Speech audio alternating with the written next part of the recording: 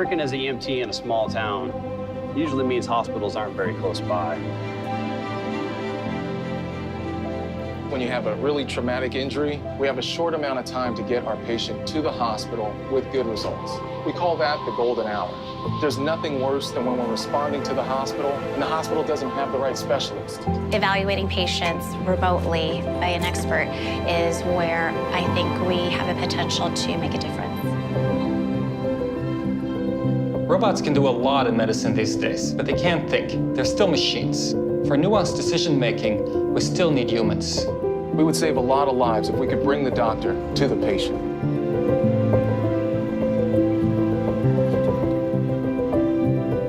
Verizon is racing to build the first and most powerful 5G network that will enable breakthrough innovations to take place. As we get faster and faster wireless connections, it'll be possible to bring those capabilities to more sites and be able to operate on a patient in a way that was just not possible before. When you think about underserved areas, you tend to think of remote locations, but the reality is in underserved areas anywhere where the person that you need, who has the expertise for the problem that you have, is nowhere near you. Low latency is crucial for things like surgery because the response time has to be immediate, it has to be real.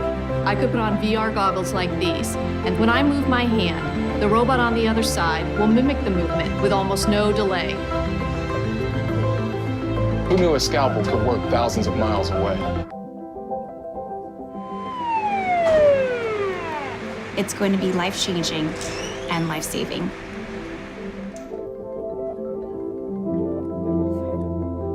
I know, right? It's cool. We're going to move really quickly because this is usually a 2 to 3 hour session. We're going to jam into 1 hour.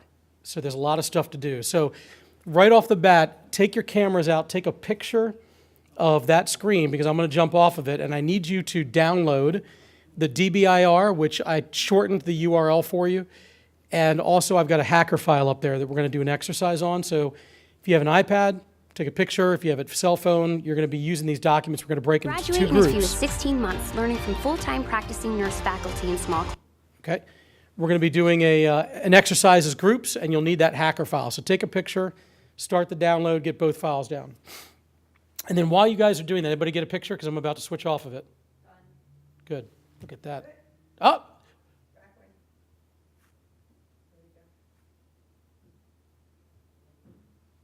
All right. Let's get started with these 3 individuals. Who can tell me who the people are from left to right? Sony is Amy Pascal. What's that? Sure. Yeah. Take a picture. I learned the last time I did this that you have to have people take a picture, otherwise you stay on the screen for a long time. Thank you. You're welcome. Amy Pascal, when November 24th rolled around and she went into the office, she was met with a screen with like a skull and crossbones that basically said, "We own your network." She lost her job over that. Who's the person in the middle? Maria Agren.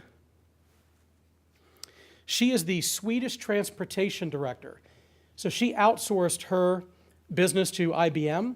IBM outsourced it to a third party, and they had a massive data breach. She lost her job. How about John Brennan? Who knows who John Brennan is? CIA director, John Brennan. So his accounts were socially engineered, if you believe the media, by calling a Verizon call center, having enough information from his social media profile to get just a little bit more information from the call center, the wireless call center, and then called a little company called Adobe or America Online before we bought them, and was able to convince somebody at AOL to reset his password on his email account. And as such, the CIA director's entire email account was taken over by a kid. How about these 3 individuals? While you're downloading those files, I'm doing some filler. Who is Greg? One of the biggest breaches to date when it came out, when it happened. He was the CEO of Target. So he lost his job over the breach. Do you guys watch the Olympics? The panda bears got hacked. So for those of people that were watching the Olympics, if you notice that the stands were fairly empty during opening ceremony because nobody could get their tickets because hackers took over the ticketing system and they couldn't print tickets for people. So everybody was outside trying to get in with no tickets. And they say it was the Russians in retaliation for them not being able to compete under their banner. And last but not least, Susan Malden. She was in the media recently. Who is she? She's the Equifax CISO. All of them lost their jobs because of cybersecurity penetrations in their companies. So as executives, as people in companies, it's no longer that when people get hacked, that we just pay a fine. When you get hacked, you lose your jobs. And that seems to be the way that we're operating today. So these two, I went right by them, my two favorite people. So these are my kids. That's Tyler on the left, Tyler James. That's Carlina, my little princess. The reason why I bring them up is Tyler was socially engineered. So a child predator got into his server that he had set up playing Minecraft, befriended him and started Skyping him in our home before I caught it. So I keep logs up at all times next to my computer. And when I checked the Minecraft server, I recognized a name that I didn't recognize Tyler playing with, and I asked Tyler who it was, found out that Tyler believed he knew him, right? He said, oh, he's a friend of mine. Friend from school? No, not a friend from school. Friend, Stuart's friend. I said, oh, does Stuart know him from school? I don't know. I said, okay, well, ask Stuart. So he said, well, Stuart's online. I said, well, ask him. He's like, no, he met him on the Minecraft game. So I said, okay, well, the next time he logs in to Skype, let me talk to him. And when, as a parent, when I got to the screen and I looked at this guy's profile, he had a dog as his profile picture. And it was at that moment that I knew that he was not a kid, right? Kids don't put a dog profile up instead of their face, and they certainly are not hiding their face when they're Skyping. So I jumped on and said, hey, this is Tyler's dad. Who's this? And they hung up. And at that point, I knew. So the question was how long had he been in our network. Tyler didn't know. Parent-teacher conference. My point is that this is how hackers and people are getting into our lives.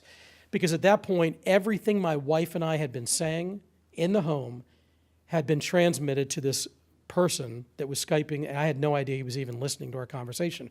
Passwords to my security home system, maybe Wi-Fi passwords, things you share among a family as you're just talking, code names that we use when the security company calls, those kinds of things. That is how you get penetrated. It's why I've started a program with the missing and exploited children. So Clicky, the little guy, the little yellow guy up there, the voice of Clicky is actually my partner. And we go around teaching parents how to protect their families. So that's my introduction. Now let's get started. The DBIR, I want all of you to break into two groups. This side of the room, I want you to sort of get together near the back, so pick up all your stuff and get together near the back. This side of the room, everybody's going to collect around this fine-looking gentleman right here. Just pull chairs around. I'm going to ask you a question. I could stand up here and read the DBIR and do PowerPoints, but it's way more entertaining for you to teach me something about what the DBIR says. So when you download the DBIR, it should look something like this, right? And I'll just really quickly walk you through the way it's organized. The very beginning section of it is trends that are going on about how people are hacking. So for those of you that don't know, this is the 10th year of doing the DBIR from the 2017. We launched the 11th year coming up at RSA, so we'll launch the new one at RSA. Over 60 companies contribute their forensic intelligence to our cyber team. Our team is not cybersecurity experts. They are forensic data scientists. They know nothing about cyber. And we design it that way on purpose because if you are a cyber person, you will make the data say whatever it is you think it should say. As a data scientist, they couldn't care less whether it says C2 or malware. For them, it's whatever the data is. And what's one of the things that makes the DBIR, as many reports that come out in the marketplace, everybody always says the DBIR is sort of the staple that you're supposed to be working towards. And that's a great thing. It's free. Verizon is a wholly owned group separate from Verizon Cybersecurity that produces this so that all of us can see what's happening in your industry. So what I would like for you to do as a team is go in and find the area around public sector. So public, it's going to say public. Here's the section right here. So a total of 21,239 incidents with over 239 confirmed breaches. And if you scroll down far enough, they will have sections for each one of these different groups. And then you can read very specific details about how the public sector is being hacked. So as a group, do the research, take some data points about what the DBIR says. We're only going to be doing this for a few minutes, and then we're going to break, and I'm going to have you socially engineer someone and tell me how you're going to hack them. So it's about 10 minutes. Go at it. Tell me everything you could find out about what the data says about public sector and how they're being hacked. Do that. Next 10 minutes. And then pick somebody to brief from your group.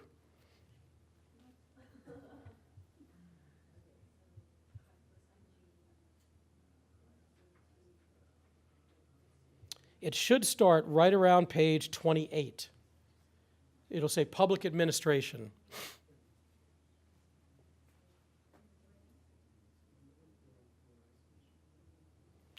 Some of the questions you might want to answer. Who's attacking public sector? How long does it take to detect once they've penetrated your network? That's a good one. How are they attacking you? What are the different methods that they're using? So who, how quickly do you detect them? And how are they attacking you? 3 very important things to look at.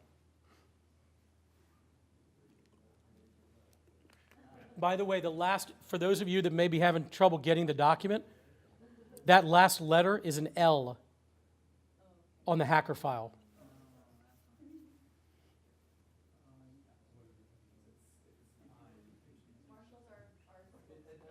All right, Marshall, give us some answers. So far, our research has shown that it's mostly External state-affiliated actors. and they're usually using what we think spear phishing with stolen credentials. Okay, spear phishing with stolen credentials. Be in for years before we get detected. And they could be in for years before they get detected. How about you guys? Same thing, state affiliated, and we couldn't find the how yet. We're still looking for it. Okay, so now, there's 2 different ways you can do it. One is down here in the section where it says, let's see, where does it start? It starts right about cyber espionage. There might be one more, crimeware. There it is. It is page 38, Introduction to the Incident Classification Patterns. So on page 38, it begins to break down the different ways that they're attacking us. And one of the nice things you can do is when you go to each one of them, it starts off by saying top industries. So crimeware is one of the top ways that they are getting breached. Cyber espionage and insider and privileged misuse are 3 of the big ones for public sector. So the way that you use this document or the way that you use this research is to ask yourself, if you were to score yourself going into each one of these and looking at exactly how they do it, phishing, right, if you're talking about cyber espionage, C2, backdoor, excuse me, exporting data.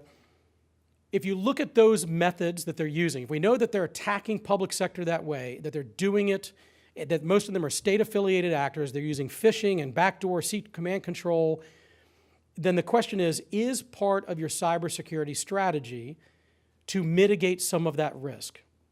Or is it, let's just put an MSS service in. Let's just get Splunk. Right? Let's just buy threat intelligence. Because that won't answer the door for command control, nor will it answer the door for insider threat, and it doesn't answer the door for phishing necessarily. So that's the reason why you want to start using this research. Now, the research is public, which means because it's based on NASIX code, you can get down pretty granular about the way that people are attacking a specific kind of group of customers. I want to focus today a little bit on insider threat. You guys know that Target was a third-party vendor, as was the Swiss one, where they outsourced it to IBM, which outsourced it to a third party. In some cases, in case of John Brennan, it was just total social engineering, human beings. So I gave you a second file. That file is a bunch of, normally I have trash bags, garbage bags, and I dump it on the table, and then you guys go through the trash, but because I had to fly here, I couldn't do it. So instead, I scanned it all in, and you have got financial records of a woman who has agreed to let us use her financial records. So, And yes, I have a waiver from her. So please take a look at the financial records, and for the next 10 minutes, I want you to socially profile this person. Tell me everything you can about this person, their lifestyle, are they married, do they have kids, whatever you can. Take a look at those records, and you tell me, and you only get 10 minutes. You're going to socially profile them for 10 to 15 minutes. And the link is right there at the bottom. Okay, and while you're doing it, think about how you would socially profile and engineer this person. Start thinking about it, because we're shortened. You have to do it quickly. We have a family. We're going to some Boy Scout meetings and some Subway and Domino's getting delivered to the house. Okay, And the she might be a he named Andrew. interesting. How about the group over there? What do you guys got? How would we socially engineer that? Well, first of all, just tell me about the person real quick. What do you guys know about him? A meeting, lives in, around Reston of Fairfax County, Virginia. Alcoholics Anonymous, Boy Scouts Church. They have an easy pass for the tolls. And, I have at least 2 kids have at least 2. How do you know that? and piano practice. Oh, That said, pick up kids to take to the piano. very clever. Very clever. That's very clever. And, they vacation in Florida, Whole Foods, Starbucks. All right. Everybody agree with that? All right. Come up with an idea amongst the group about how you would take over and socially engineer them, their kids, whatever. It doesn't matter.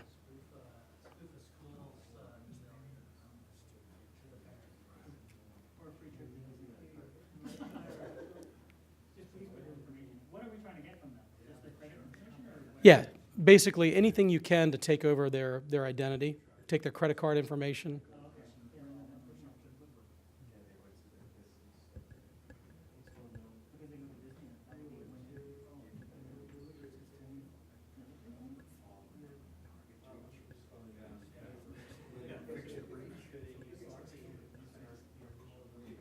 All right, how about the group over there? What are you guys coming up with? You started to say some of the ideas. Just throw them out. We were thinking we could like pull them into like sending them, hey, you want a Paris package to Disneyland, thank you for coming so much, can you just please enter your credit card information and we'll, send you the tickets.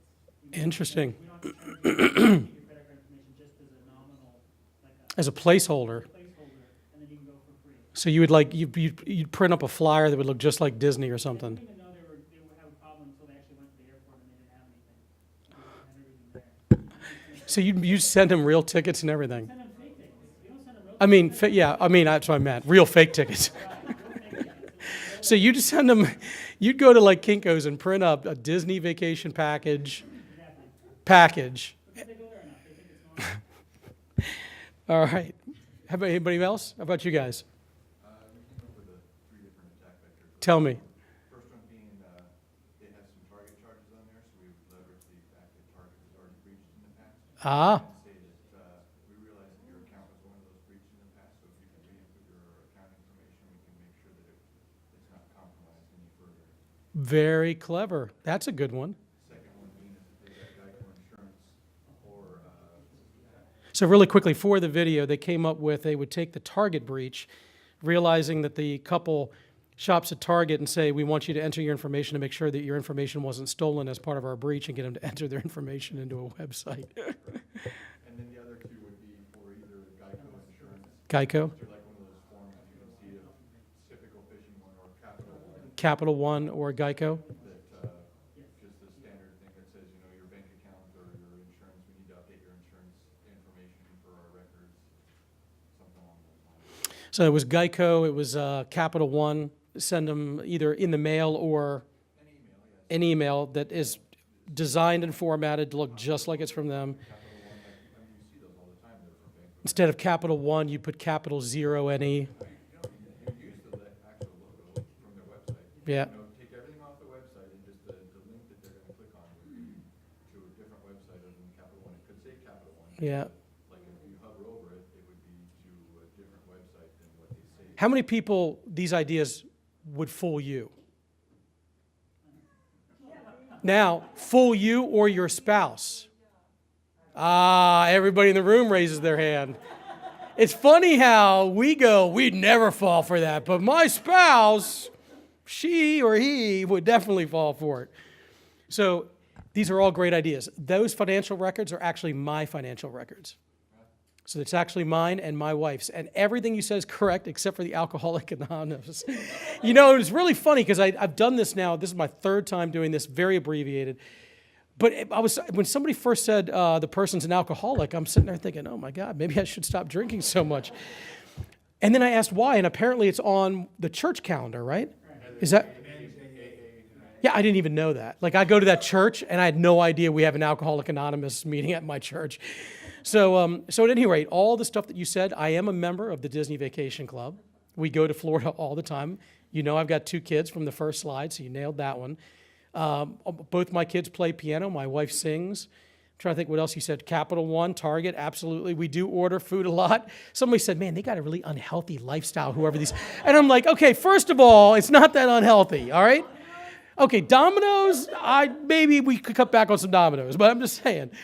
So at any rate, so all of that's really good information. So in 20 minutes, and we're running out of time, but in 20 minutes, you came up with 4 or 5 ideas that you just said would fool all of your spouses and some of you in this room. I'll tell you some of the other ideas that came up with in previous classes. One was the maids. So we use the maid service once a month. And they said, on one of the bills, it said like the name of the manager from the maids and all that. And they said, hey, we would call and say, hey, this is Jeff from the maids. You've been with us for 12 years. We appreciate your business. So we're going to give you free cleaning. Just let us know when you want to come by, clean your house, and we'll schedule it. If somebody called me today, I would absolutely believe that. If they used the manager of the maid's name, I would believe it. I'd be like, okay, yeah, how about Thursday? Here's the trick. He's got to call the maids and cancel the regular service so that I don't know that they came back twice. And then they would show up with cars, with logos, with T-shirts, and they would go all the way through my house and take anything they want. Because why? What do you do when the maids come to your house and they start vacuuming? You leave. It's too loud. You don't stay in the house. I've been with them for 12 years. They've never had a problem. Why would I ever doubt? So that one was a little scary because I absolutely would fall for that. The second one said they would kidnap my kid. In the last session, they said they kidnapped my son and then hold him for ransom. And I was just like, so I took my phone, I took a picture. I'm like, I'm sending that to the authorities. So at any rate, the point of this exercise really is for us to realize that all of us that are leaders in the leader quadrants, and I'm very proud of the fact that Verizon's been at 6 years in a row. But the reality is that it's a relative rating because nobody belongs in the leader quadrant. Nobody. This industry is adjusting and we're growing with the challenges. And so to be ranked in the leader quadrant means that at this moment in time, we happen to be doing better than somebody else, but none of us are doing well. And all we have to do is look at those 6 executives that got fired to know that there is nobody. I know I don't have the picture up anymore, but in a second you're going to see something come up. Is that we just can't keep throwing managed security services at the problem. We can't just keep throwing firewalls at the problem, right? I mean, the attack vector is, and you see in the DBIR, that's why I do the exercise, these are nation-state actors. When you look at hammer toss, so the APT actors that we track the APTs 28, all the numbers you hear, you call them, in the media, they call them fuzzy bear and fancy bear and these things. But when you're a telco and you're a big security company, you are tracking the APT actors and everything that they do. We have a threat exchange program with all the other large security companies that we all are tracking these bad guys. And the reality is when these guys are innovating to hack us, it is true innovation. Hammer toss is a perfect example of that. Hammer toss was something we hadn't seen in a while. Stuxnet is a whole different level of complicated and amazing. I'm in awe of the complicated way in which Stuxnet happened. But hammer toss was, once they established command control, they were using Twitter to detect whether or not it wanted to take commands from command control. And it was using steganography image dropping on Twitter accounts that were being randomly generated with a name of the Twitter account that was randomized based on the day it was going to check to see if that encrypted message was in the steganography of the image that was left on the Twitter account. So what they did is every single day a Twitter account would get stood up. And the name of the Twitter account was the date that was randomized to know that that was the date. Then if they didn't want to execute a command, they would put nothing on the Twitter account. So every day, the delivery mechanism would call out to the Twitter account and look for an image. If there was no image on the Twitter account, it would do nothing. The moment that they wanted to execute a command, they would embed it, an encrypted image, in a steganography image, drop it on that Twitter account. It knows how to look for the Twitter account because it knows the algorithm that generates the Twitter account name, finds the image, downloads it, it's encrypted in the image, and it executes the command. Now, if you think any vendor out there can detect that, then you're fooling yourself. That is incredibly complicated, very sophisticated attacks. People always say, "Well, Craig, it's not the rule, it's the exception." It is the exception today. The challenge is all these young people are learning from what we're learning from, and that is not going to be the exception tomorrow. So we've got to change the way we're doing business. So Verizon is doing that internally for ourselves, right? We may be a leader, but that doesn't mean that we have to sit where we are. We are re-engineering our entire security platform from the ground up. Everything that we do, it's going to be announced, a lot of it's going to be announced at RSA for our own internal use as well as the stuff we put out to the customer. Now, let me tell you about something that you all need to know about in the last 5 minutes. Software-defined perimeter. So software-defined perimeter has got to be one of the most promising advances in cybersecurity within the last 10 years, probably since the invention of the firewall. And here's the reason why. In a normal network, I'm going to just call this a host. So a host could be a person. It could be an IoT device. I'm going to put a camera, or my idea of a camera. Sorry if it doesn't look like a camera. It could be a server. It could be anything. Anything that is requesting information from another host. So the data communication may go directly to another host. And that host could be the same thing. It can be a person. It can be an IoT device. It can be anything with a heartbeat, anything with an IP heartbeat and a server. We'll just do the same thing. So the way that these two devices or hosts would communicate in the past was something that we called routing protocols, right? And the routing protocols were embedded inside the packets. So source, destination IP were put in there, and that way the two different devices would know how it's going to communicate and travel between two devices. Everybody gets that. It's basic networking.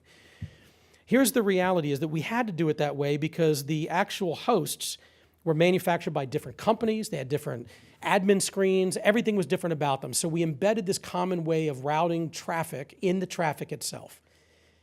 But something interesting happened with the invention of software-defined networking. When SDN came out, they came out with something called OpenFlow. OpenFlow is a universal language for networking.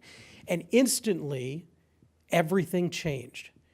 Because now what you have is vendors putting in a common language into their boxes that allow us to do something really special, and that is to remove the control or routing of the data and put it in something that we call control, and the data moves independently of that control.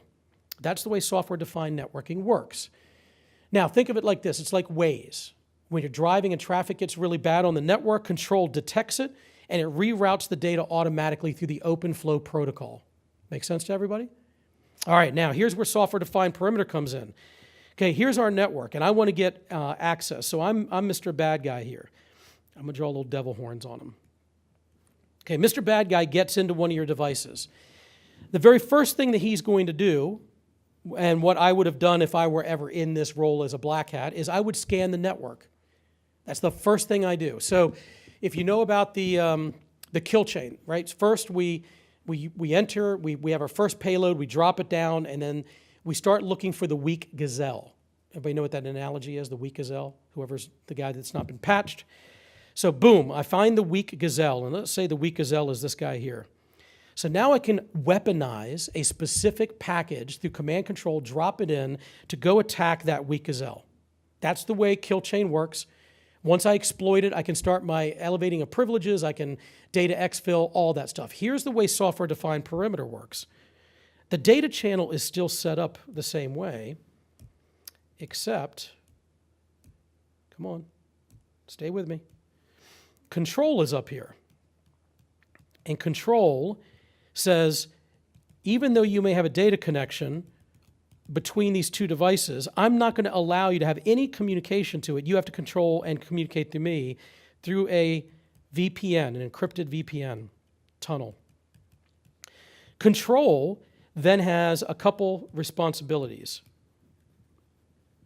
First, it has to do what we call auth-N, authentication. Then it has to do authorization, auth-Z. And last, it does logging. Each one of those calls, whether or not it's an existing auth-N, auth-Z, and the logging, has a one-time token, encrypted token that is given, a cert, when it makes the request. So now you've got, first of all, you've got an encrypted VPN being established.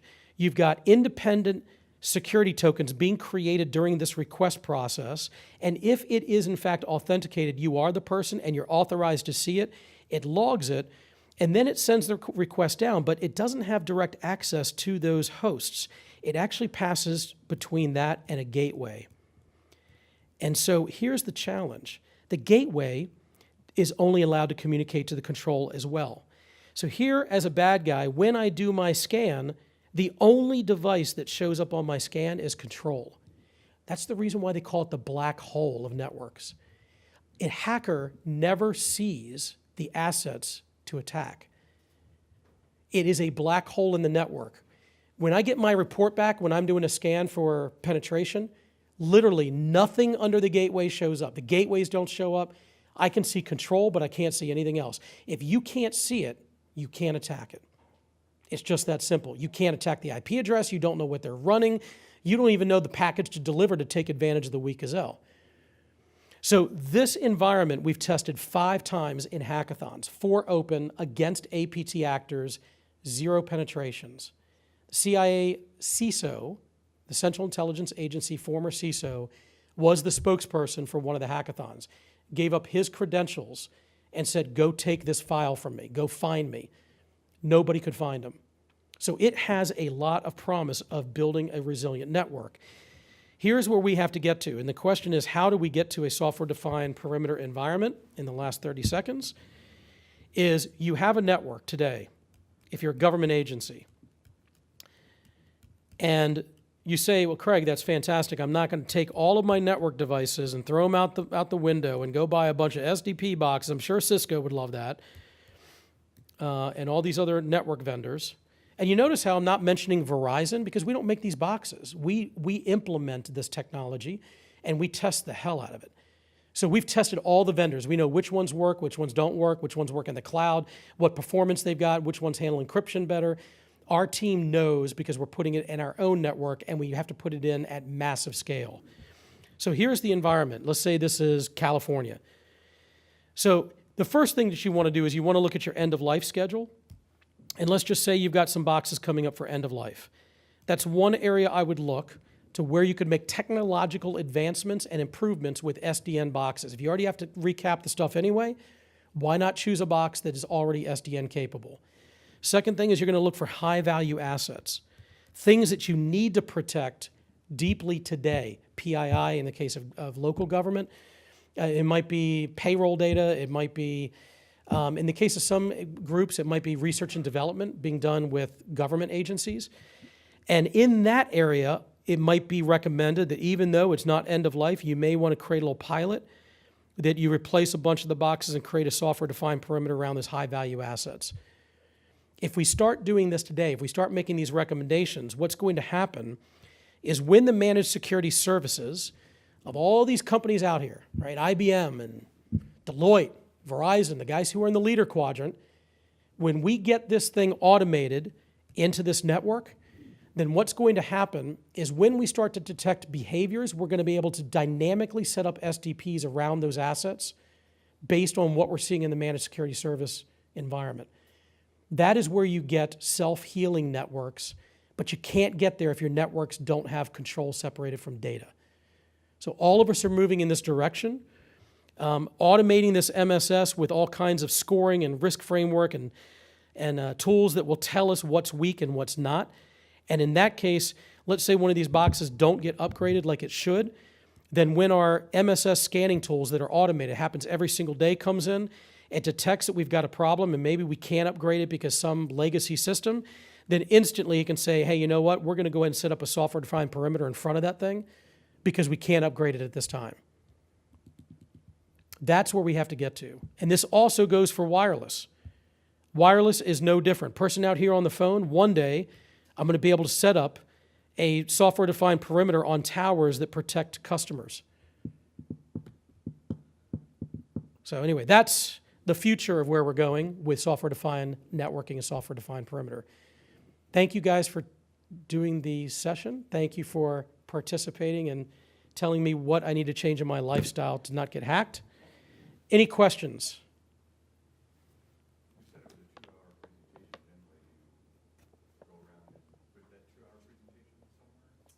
No, so everything is, the question was, do I have the 2-hour presentation I put out? As you can tell, I don't do PowerPoints. I always draw. It was. So with the A&M, we did a bunch of different things. Yeah, so I went over wireless and IoT. There was a whole bunch of different sections that we did. With software-defined networking, I went into way more detail. I go into detail about my experience in the government prior to joining Verizon, which was in a certain DoD area where I got a lot of experience, great hands-on experience with cybersecurity. So I take some of that knowledge and I try to give it back to say this is what people do when they go into your networks. There is no network that I can't get into. There isn't. I don't care how good they are. And you look at the CIA got hacked by an insider. And if there's anybody that is more resilient than any other agency, it's that agency. When they don't even connect to the internet, that's pretty resilient. But insiders got to them. So there is no network you can't get into. You know, one of the TSA agents were telling me about their network and how they do it, you know, to do stuff, and I was like, yeah, it's pretty cool. And I said the way I'd get in is I would get a job with your printer company, right? That's how I'd get in. I would just go get a job with your printer company, and then I'd come in every single day to service your printers, and you could forget it. I'd put a wireless device on the back of a printer. Easy day, because nobody ever looks at the back of a printer. So there is no network that can be protected. But if we start looking at behavior, I'm not even interested in signatures anymore. Signatures are just sort of like the 10% above the waterline of the iceberg. Everything is behavior-based, but not just behavior-based of what goes on in the network, but behavior on the network that Verizon is protecting. 70% of the internet touches our backbone every day. So I can see if somebody is going and talking to multiple subnet domains in a random fashion, that is an exfiltration happening, guaranteed. A server should not be talking outside of a subnet domain in random fashion, small bits of data constantly, which is what we look for. You know, if I had time, I'd bring up, I can bring up our NetFlow data on our backbone, and I can actually look across weeks of data, and it sticks out like a sore thumb. It like balloons. You could see that activity is happening that is just very odd. We have over, I think it's 85 different proprietary algorithms, machine learning that we apply on our own backbone to look for anomalies. And it looks like, it looks like a storm hit your network. It balloons everywhere. And you're like, what the hell is going on? You could drive right into it and see somebody scattering a bunch of requests about a whole bunch of IP addresses. Some of them may be known bad actors in our network, and that sets off the red flag. So we've got to somehow tie the network to what's going on inside. Yep. Just about the SDP on the clarification. So even if they get past the encryption and the logging and everything else, they can't get to that asset because they can't see it? Is that what it is?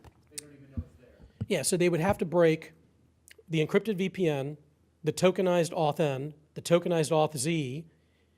Usually logging is tied to, before it passes, it has to log, so they'd have to get by that. Then the one-time session going to the gateway to get to one asset. All of those change every request. So any kind of massive penetration is unlikely. Maybe with supply chain penetration, I could get past the gateway or the control. If I got into one of the control companies and got into the supply chain, maybe I could put a chipset in there that would allow me to do some of this orchestration. Most of these companies are pretty good at detecting that stuff.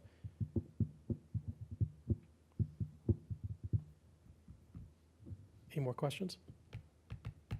Where are you guys from? Are you government? Are you vendors? Who's vendors? Raise your hand. Oh, it's only my guys. So you guys are all government? That's awesome. I'm glad all government showed up. So at any rate, if you guys ever want me to come in and tell you how I'd hack you, I'd be happy to come in and do that. Thank you very much for coming.